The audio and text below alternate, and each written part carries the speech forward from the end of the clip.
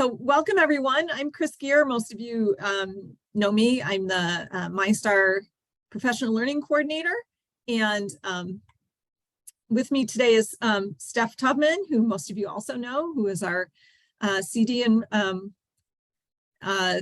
CD director and generally in charge of most stuff at Mi-STAR. I think I saw Marianne here. Marianne Simonis is our program director.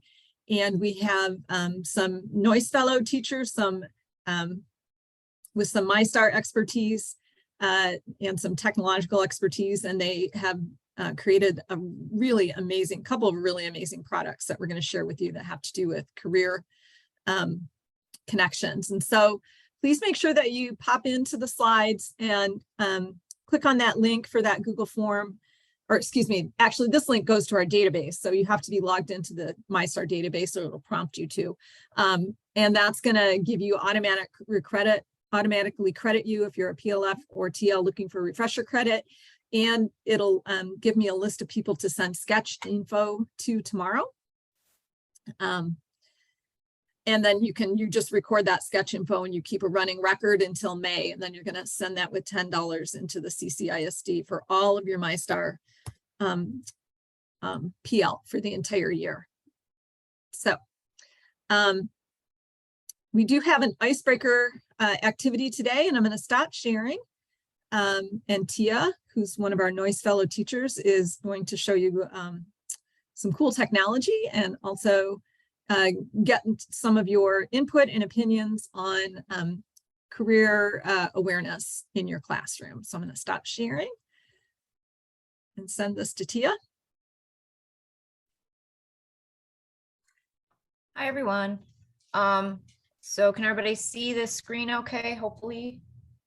Okay, I'm working with multiple screens, so I didn't want to share the wrong one. So there should be a link in the slides, but also up here, menti.com, and then you use that code, and then you will have some questions, and all you will have to do is put in what you feel. And then this is real time. So this is called Mentimeter, in case some of you are not familiar with this tool. I use it with my students sometimes, and just for like debates or discussions, and it's real time. So depending on what you put in, it changes as you go. So it's just kind of something interesting if in case you ever want to use it for stuff. But yeah, just put whether you strongly disagree or agree with the statement on the scale there, and we'll see where we are all at. Okay. All right, I'm going to move to the next question. Click. Why is it not? Oh, there we go. So this one's a free form. So you can just type whatever it is in your heart to type. What do you currently do to promote STEM career awareness in your classroom? All right.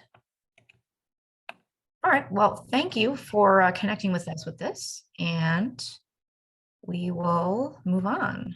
Let me stop sharing. But again, that's mentimeter.com in case any of you are interested in using this for your classrooms or anything like that. All right. All right, so it looks like there's high interest in doing career resources and career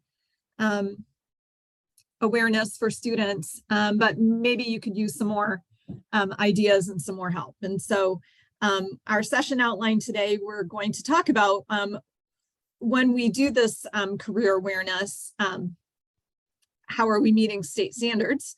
And then we're going to show you the career resources website that these amazing teachers have created, along with some NASA career lessons that are now on the Mi-STAR website, and then an awareness survey that the teachers created so that they could measure the impact of career education in science classrooms. And the session is being recorded. So let's talk a little bit about career connections related to science. So we have lots and lots of STEM jobs available today and projected to be a whole lot more openings in the next 10 years. and this, I believe, is on the Mi-STAR homepage. By 2045, an estimated 40% of all jobs will be STEM related. And so we've got a link here to Michigan's Hot 50 jobs, and many of them are STEM related. And so we want kids to be interested in science and math and engineering and technology. And we also want them to know if they are interested or they're engaged or intrigued, what can they do with that? So I know I live in Metro Detroit. Everybody, all my kids, when I was in the classroom, everybody knew an automotive engineer. And so if you said STEM, they thought, oh, we'll go work for GM or Ford. But it's a much bigger variety. And there are a lot more choices than there's just that. And it's really important to give kids an idea of what's out there. So Michigan has published this career development model several years ago, and it's basically like the standards that your counselors are responsible for delivering: career awareness, career exploration, career preparation, and helping link kids up with advanced training, especially in high school. But there's this whole document full of all kinds of things, career zones and career awareness and all kinds of things at different grade levels that the state is recommending teachers and counselors especially provide for students. I know when I was teaching, our counselors every 3 years would host a huge career fair. The idea being if they did it every 3 years, every kid got to experience it at least once in middle school, and they'd bring in guest speakers, and kids could sign up at lunchtime for the sessions they wanted to go to. It was an amazing undertaking. But they did that because they were required to experience or provide experiences like this for students. So when we do this in our science classrooms, we're really helping out our buddies in the counseling office. And so career connections fit into science by making kids aware of careers, helping them to explore careers, and then thinking about how they would prepare for those careers. There's also something in the NGSS standards, these appendices that aren't part of the list of 59 PEs that we're supposed to teach, but things like the nature of science and science technology and society and environment, things that are in these appendices in NGSS that are really powerful and important. And Appendix H is about the nature of science. And there's one piece specifically in Appendix H about understanding the nature of science that actually addresses the goal of helping kids to know that men and women from different cultural, social, and ethnic backgrounds work as scientists, engineers. That scientists and engineers rely on persistence, precision, reasoning, logic, imagination, and creativity, and that they employ habits of mind such as intellectual honesty, tolerance of ambiguity, skepticism, and openness to new ideas. And so we can really bring this nature of science piece to life for kids when we do career awareness and career connections. So I know we all believe that it's important because we kind of just intuitively understand that kids need to know what they want to do with their lives, and we want to help them and guide them to do something in science and engineering quite often. But we are also meeting state standards, both on the counseling side and on the science side. All right, whoops.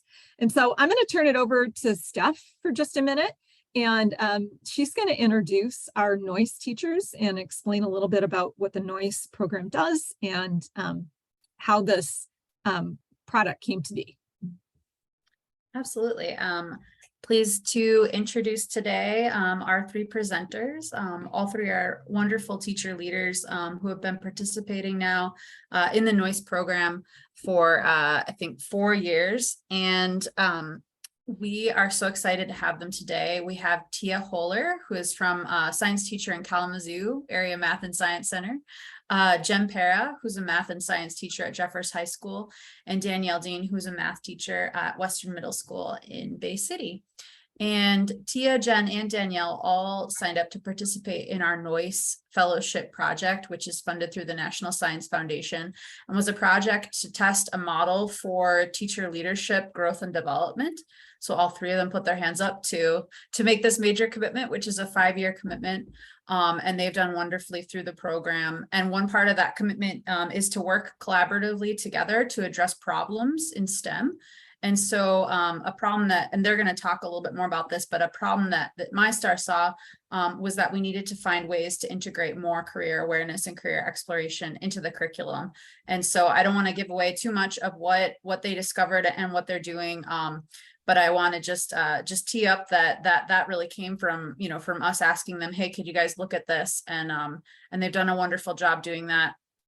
One thing that's really important, in our NOIS program and how we defined it is that we encourage teacher leaders to base their work and their solutions on evidence. And so I think you'll be really impressed when you see how Jen and Tia and Danielle have approached that in their work. So without further ado, we're so excited to have them here today to present to you, and I will pass it over to them.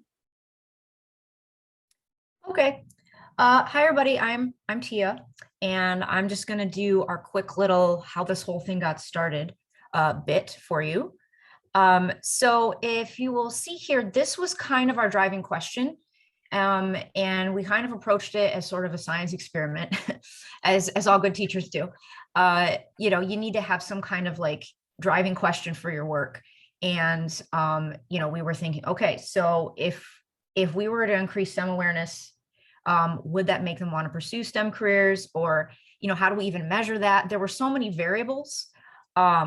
So this was kind of our work that we began with, and then it kind of broadened into some different things.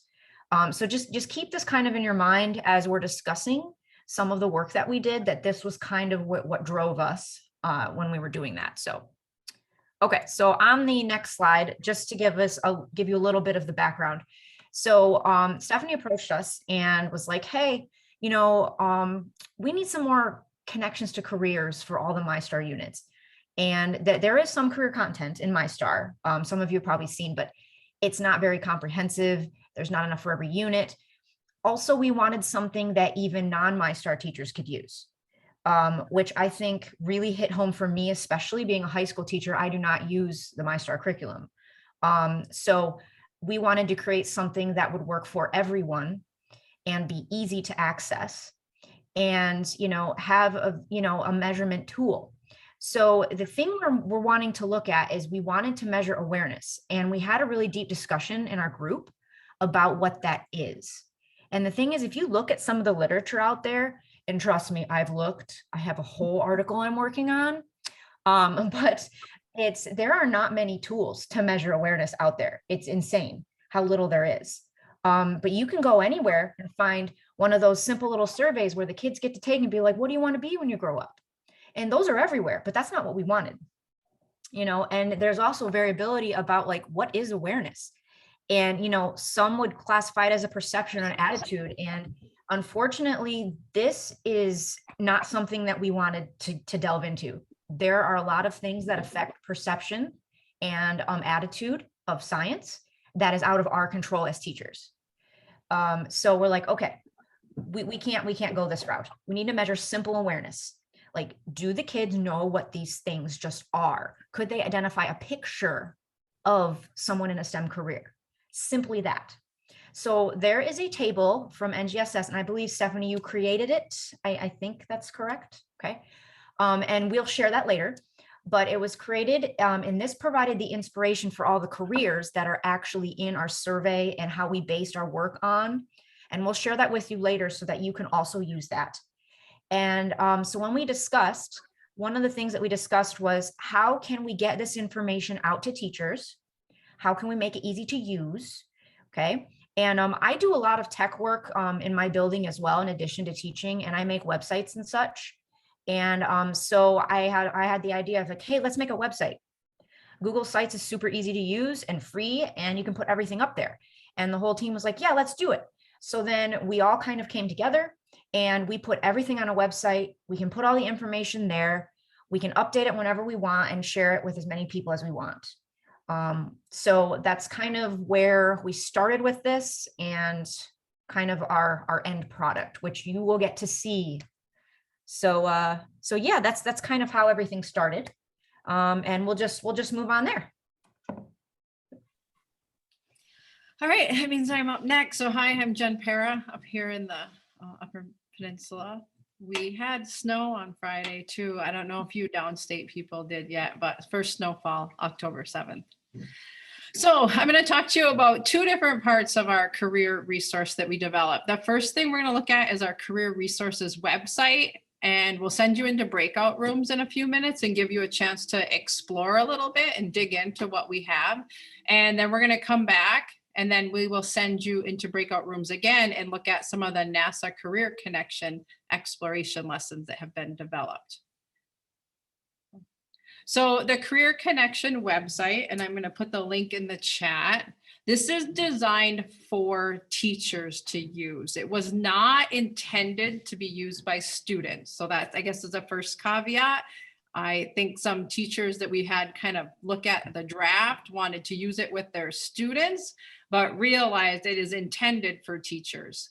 And we intended for it to be general career resources. We've organized them based on Mi-STAR units, but they could be used by any teacher because they're not Mi-STAR specific. They're just organized that way because we were working with the Mi-STAR curriculum. So within each unit, we have tried to find anything and everything that might be helpful in raising awareness of STEM careers. There are short videos, there's activities, some are actual classroom lessons that can be done. Others are 2-minute videos you could show as a warm up, or if you have 5 minutes left at the end of class and you don't have time to start something new. And then some of them also have suggestions for use, which we will look at more closely here in a minute. Oh, back one more slide. So they're organized by grade level and by unit. And this is a screenshot of the home page. So you can see up in the top, there's a home page for the website. There's a general career resource page where we just tried to put anything that was useful. And then there's also a pull down menu for each grade level. So on this home page, there's a link to the survey that Danielle will be talking about at the end. There's these general career resources that Chris just popped on. If you scroll down, these are some of the websites that we found most useful and thought teachers might want to have time to, like if they have time, they might want to go back and explore these and pull things out for their classroom. But we also know that realistically, people don't have time to do the searching. So probably the most helpful part would be if you pick any grade and there's a menu of all the different Mi-STAR units. You can just pick any one, Chris, to click on. And so if you go to 7.1 off the grid gaming, at the way it's organized is the top part of the page are classroom activities or videos with a suggested classroom use. It might be an article that the kids read, and we have suggestions for having kids do them, maybe in a jigsaw. There might be videos, and some of the videos have graphic organizers that are linked that the students could fill out while they're watching the video. There are suggestions for maybe making a mind map. Some of them have actual resources that come with them. And so you can see all of these near the top that Chris is showing you have suggested classroom uses. The bottom part of the page are all really short videos. And if you look in that gray bar, on every page, we have these same 3 resources linked. And there's reflection guides, 3 different reflection guides or graphic organizers that teachers could use with their students when they're watching the video, just to make sure the students are engaging and thinking about what they're watching. And almost all of these videos are short, under 5 minutes. So again, great warm-ups or things to do if you have a few minutes left at the end of class. I could see potentially maybe linking them in Google Classroom and asking kids to watch a couple of different ones. And so each of the units is organized in a similar way. And if you go back to, Chris, maybe just click on the career resources tab at the top. Mhm. On that page, there are also, if you scroll down, some of those same resources we've linked here, the viewing sheet, media tips and whatnot. So some of those generic resources are on this page, but then they're also linked within every single unit as well. Okay, so that's kind of a brief overview of how the website is organized. But what we really want to give you an opportunity to do is actually go to the site yourself and explore some of these resources and think about how you might be able to use them in your classroom. So can we go to the next slide, please? So we're going to send you into breakout rooms for about 15 minutes, and you're going to be able to choose your room based on your grade level. So room 1 will be for 6th grade teachers or people wanting to look at those resources, room 2 for 7th grade, and room 3 for 8th grade. And while you're in each breakout room, we have a slide that we'd like you to just make some Sorry. a record of your conversation, and very simple, just jot down something that you like about the resources. Something that you saw that you think you actually want to use and how, and then any questions or comments that you have. And you're allowed to put more than one thing that you like and more than one thing that you want to use, but we want you to have a chance to actually look at some of this stuff and think about how it might be useful in your classroom. And then we'll come back together after about 15 minutes. And we're not going to share out right away, but then we're going to have you go back into breakout rooms and look at a little bit different aspect of the website. So are there any questions about the expectations or the directions for the breakout room?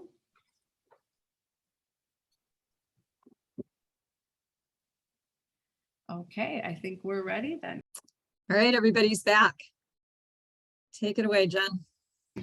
All right, thank you. And we apologize for the couple of broken links that people found, but thank you for letting us know because we are fixing them. We are actually going to add a little report a broken link form on the homepage. It's amazing how fast links die, and we have had at least a dozen people check the draft of this site, so we appreciate the feedback. Okay, so the second thing that's featured on the site, but it's also featured on the Mi-STAR website, are these NASA Career Connection Exploration lessons. So these lessons were created by Mi-STAR staff, but with input from teachers, and our group that developed the website also worked in conjunction with the Mi-STAR staff to come up with some of the ideas for these lessons and to review them and provide feedback. These are standalone investigations. They're free to all teachers. You don't have to be a Mi-STAR teacher. So it's on the Mi-STAR website, but we also have them linked within our site. And you do not have to have a Mi-STAR subscription to get them. So they are designed to complement Mi-STAR units, but they're standalone. There's meteorology ones. Any teacher who's teaching meteorology could use one of them. And this work was funded by a Michigan Space Grant Consortium. Michigan Space Grant Consortium. I think I got that right, MSGC. So it was funded by work. And the way it's designed is they're supposed to utilize NASA tools. So if Chris, could you go to the next slide, please? Yep. So this is just to show you how to get there from the Mi-STAR website. And I will also put this link in the chat. They are linked within our site with the corresponding units that they kind of match up with. So there's 4 different sets of lessons. There's one for a meteorologist, a volcanologist lesson, geospatial analyst, and then science communicator. And so each of those has 4 different phases, not exactly the same as the Mi-STAR learning cycle, but there's an introduction. And then there's a day in the life. They actually interviewed a person in each of those fields, and there's a short reading that the students can go through and get kind of familiar with what that person does on a daily basis. And then phase 3 is a try it out. And there are, I think, at least 4 activities for the try it out. So teachers can pick and choose depending on how much time they're looking to fill. Some of them are 30-minute activities. Some of them might be a lesson that takes multiple multiple days. And in the try it out phase, every single one of them has the students using a NASA tool that person would use in their actual job. So it's really cool because they're very hands-on and engaging. And then for kind of the culminating wrap up, it has the students doing a mind mapping activity to make connections about what they saw in the tool and how the scientists might use it and what they're doing in their life. And if you're not familiar with mind mapping, there's some resources provided in the lessons as well. So if we go to the next slide, yeah, so this is what it looks like on the Mi-STAR site. And if you click on it on our website, it takes you to this page. And again, most of what I just talked about is summarized at the top of the page here. And you can see for each of the 4 explorations, there's a little paragraph explaining what they do. And then there off to the right, it tells you which Mi-STAR units it best ties in with. So those are the pages where you would find this linked. And we also have it linked on our general career resources page.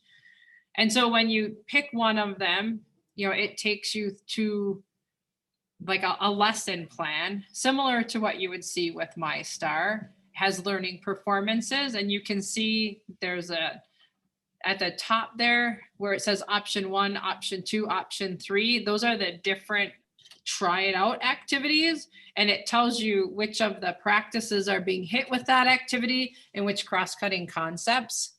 And so you could choose to do one or all, or if you have, you know, because they match up with different units across different grade levels. Maybe the 6th grade teacher is going to pick one of the easier activities, and maybe an 8th grade teacher would use the same experience, but they would pick a different activity because there's 4 and you don't have to do all of them. So, and they could be used over multiple years as long as you know what they've done previously. And so then if you just want to scroll down a little bit, Chris, you know, there's the introduction and it's set up very much like a lesson plan. And if you scroll down, when you get to phase 3, you'll start to see different links. There's student resources, graphic organizers. You can see there's guides, and it kind of gives you an estimate as, you know, does this take an hour? Does it take 1.5 hours? Does it take, the cloud app could go, that one could go for many days because they can make observations for the whole school year if you want. And so then there are some shorter ones too in some of the other units. And then there's some mind mapping activities and resources there at the end, like we said. So maybe go back to the slides now, Chris. And so again, you can get there through the link that I just put in the chat or from the website. And if you want to go to the next slide, Chris. So what we want to give you a chance in the breakout rooms again is to actually dig into some of these resources, because we know that that's what everybody needs is time to look at it. And so again, we have the breakout room set up by grade level. So if you want to go to a different grade level this time, especially like Chris said, if you teach multiple grades, and explore those resources. And again, think about how they might be helpful to you in your classroom. So maybe something that you like, something that you want to use and how you would use it, and any questions that you still have. And after we come out of the breakout room for the second time, we're going to ask that you have one person from your group just share 1 or 2 highlights from either of your discussions. It doesn't even have to be both. Because the slides are going to be made available after this session. So if you want to go back and read through in detail what other groups had to say, you can always look back. So we don't have to share the whole thing. Just we're going to ask everybody for one highlight or takeaway. All right. My name is Danielle Dean. I am a 7th and 8th grade math teacher at Bay City Western. And I'm going to be talking a little bit about the share out, and then we'll talk about the survey here at the end. So if you could just, one person from each group, just share out a highlight from your discussion. What did you like or dislike, or just one major thing you discovered either from the NASA lessons or from just exploring the website. So maybe we'll start with that 6th grade breakout room first. If one of you would like to share something you talked about. I can share. I kind of get voluntold. Anyways, you know, we both liked both options, and both of us are no longer classroom teachers. We support teachers along the way. And we were in our recent discussion over the NASA ones, you know, I got to thinking about how years ago I used to teach earth science at the 8th grade level, and they don't do that anymore. It's more integrated. And now our high school, you know, people had to pick up the lift of embedding those standards into their curriculum. And as I was thinking about how Mi-STAR is aligned and stuff, you know, are we looking at these as a supplemental piece to an already taught lesson, or is this an extra lift? And knowing how long it takes to get through those Mi-STAR units, would some of this, especially the NASA ones with a whole lot of that, you know, there's a lot of data science embedded in that, and, you know, career opportunities. And like at Fruitport, where I used to teach, they have a meteorology course. So would it be appropriate for, you know, some of those high school teachers to take on this lift and teach some of these lessons? So that's kind of what our discussion was. Yeah, great. And I know this was tested in high school classrooms, so I would think it definitely would, if the teacher would find it appropriate, it probably would be, yeah. All right, let's go to the 7th grade group. All right, we really liked the day in the life graphic organizer with the volcanologist. The see, think, me, we, what connections can you make for the me to your life, and the we, how does this career make the world a better place? We really liked that. We did question, though, a lot of the stuff in the volcanology is also in the volcano unit. And so we weren't sure if that would overlap with it, if it should be more the 8th grade ones that were on the list that would go back to it. And if we did use it, we'd want to kind of like put it in with the unit and make sure not to give anything away, like the hot spots or where the volcanoes are located. Oh, that's a good point. 8th grade. I'm sharing out for our group. So first, just when we went into the NASA stuff, so the science communicator, I was sharing disciplinary literacy is something we're doing a lot with right now. And that just seemed very, I mean, everything is very related to it, but that was just very front in my mind of like helping students see different ways of like, what does literacy mean in science, and what are some of the ways for science, and then to be communicating. And that was also the one where it was the day in the life, and the see, think, we, me. There also was a like doing a social media post as a press release. One of the things I was thinking about is it was like writing a post, and I was thinking I'd have them do a flip grid and think about doing it more like a TikTok, just because I think that would be more like what they would That'd be great, yeah. A post than like a tweet. And then the volcanologist, just that the information was so right now like updating, and that students would find that just really fast. Like I'm looking at live data, you know, like as it's happening. And I think just in general with everything, just how much there was available, and, you know, like they're just, you know, we just felt like it was a fantastic wealth of resources for us to utilize. Awesome. Thank you, Megan. And then Carmen did write in the chat. She said they don't have a mic hooked up, but they talked a lot about various resources available and how we can integrate them into our units, which is great, which is what we kind of hoped everyone would be able to do with these units. So thank you so much for sharing. Let's go ahead and talk about our survey. You want to change slides for me? Okay, so we developed the STEM Awareness Career Survey, and we actually developed this prior to developing our website. If you can go one more slide for me. So Tia talked about in the beginning that driving question, and we just really wanted to know what our students' prior knowledge was, and we looked all over for a tool to measure this, and we couldn't find anything that measured the awareness. Like there was just nothing out there. So then we had to come up with a way to measure this. So if you scroll to, I think it's the next slide, there is a link in the slides. I will throw it in the chat as well. This is the table that Steph created on the career connections in the Mi-STAR units, if you could pull that up for me. And so if you look here, it just showed us which units already had career connection modules in them, and then which ones didn't have any career connections, but you could see some easy connections that could already be made.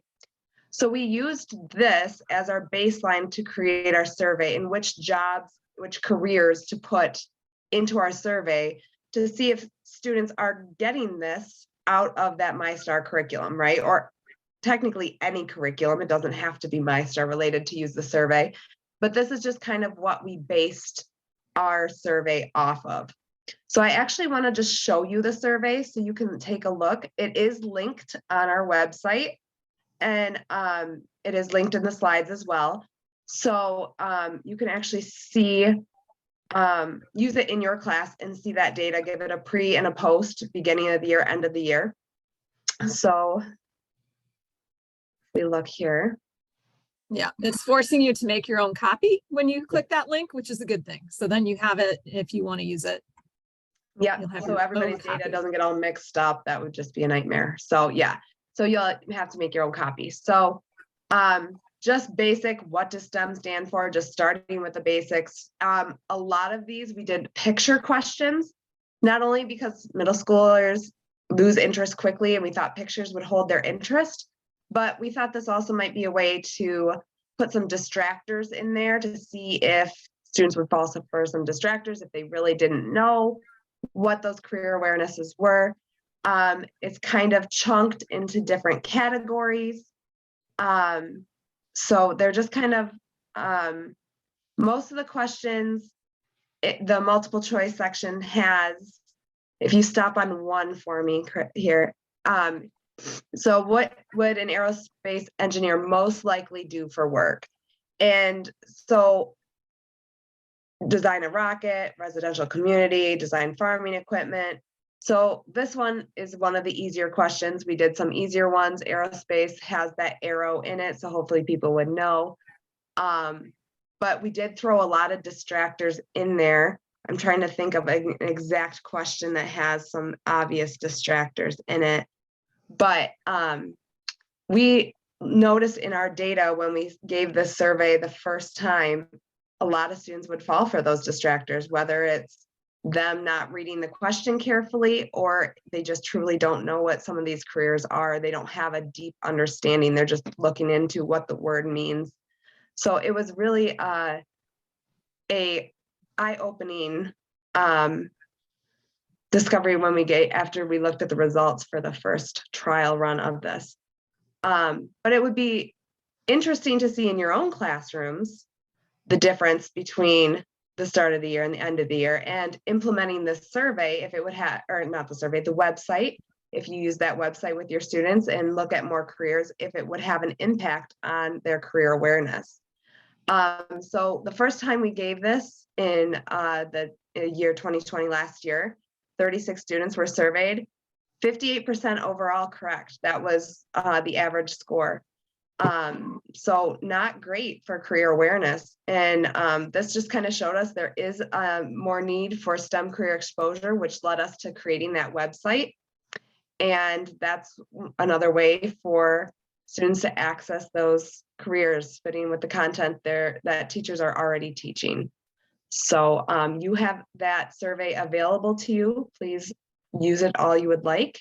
And like I said, it forces you to make a copy. So your data is just your data. Something you could even include in like your evaluation goals. We used to have measurable goals. This would be a very measurable goal. I'm just reading in the chat over there. All right. We are just about done and we're finishing just a little early, which I'm sure won't break anyone's heart. But before we completely wrap up, does anyone have questions that they'd like to ask our panel of teachers? Things you're curious about or looking for advice or whatever you might need? And you can either chat them or just go ahead and unmute.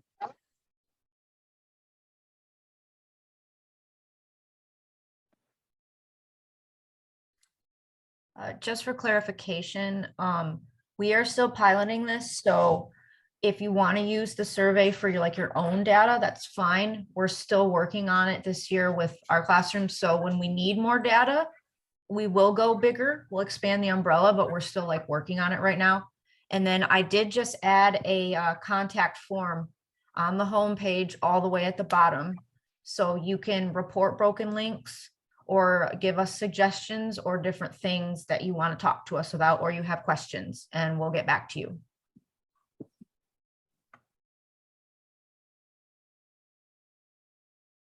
Yes, and please share it with your colleagues. I know we would really feel good if other people used it. We spent a lot of time creating that website, and we would feel bad if we were the only ones that ever looked at it.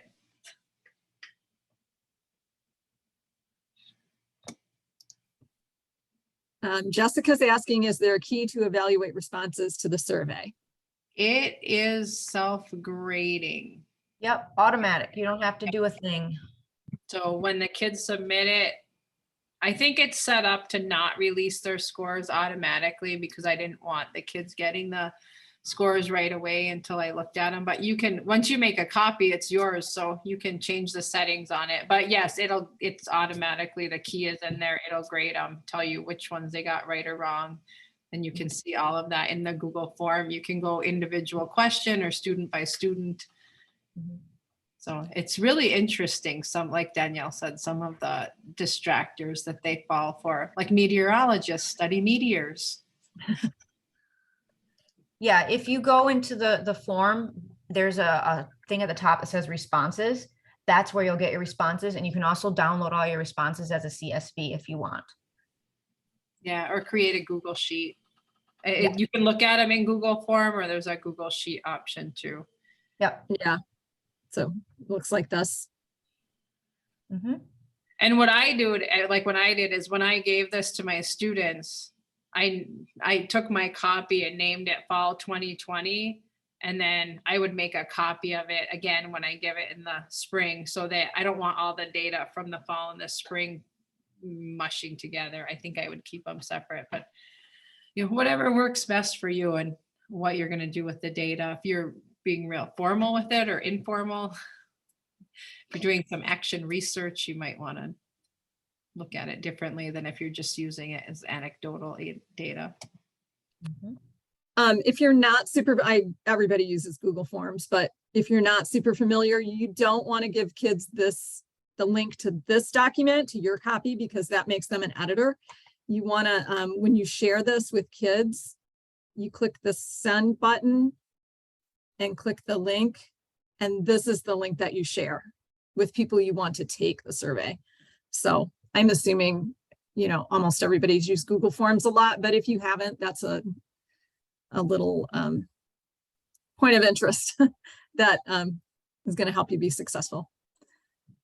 And I found, for me, it worked easiest to just put that shared link right in Google Classroom. Kids pop into Google Classroom and open it up and submit it.